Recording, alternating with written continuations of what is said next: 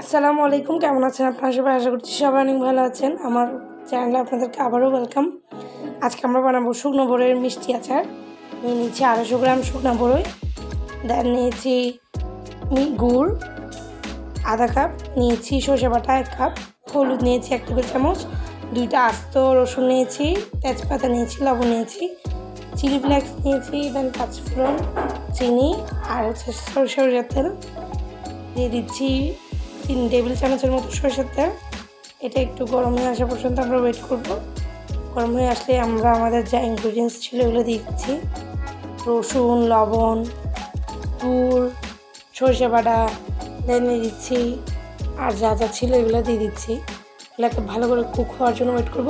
এখানে অনেক বেশি কুক হওয়ার কিছুই নেই, যেহেতু এগুলো সব বাটা জিনিস। আমি রসুনগুলোকে গ্রেট করে নিয়েছিলাম, কেউ চাইলে এটাকে আস্ত দিতে পারবে। দিয়ে দিচ্ছি চিনি, আমার মনে হচ্ছে অল্প সরষের তেল কম হয়েছে, একটু দিয়েছি। এখানে কেউ চাইলে অলিভ অয়েলও ইউজ করতে পারবেন, বাট আচার জিনিসটা সরষের তেল ছাড়া চলেই না। দিয়ে দিচ্ছি শুকনো বড়ই, এগুলোকে ডাটা ফেলে এঁকে দিয়ে দেন এগুলোকে রোদে দিয়েছিলাম 5 থেকে 6 দিন।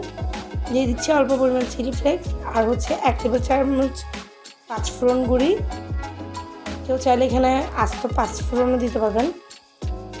দিয়ে দিচ্ছি অনিয়ন পিল পাউডার, এটা দিয়ে আমরা ভালো করে নেড়ে ছেড়ে নিচ্ছি।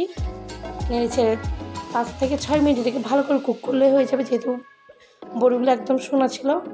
আজকের ভিডিও এতটুকু। আমার চ্যানেলের পাশে থাকার জন্য থ্যাংক ইউ সো মাচ। ভালো থাকবেন, আমার জন্য দোয়া করবেন। আসসালামু আলাইকুম।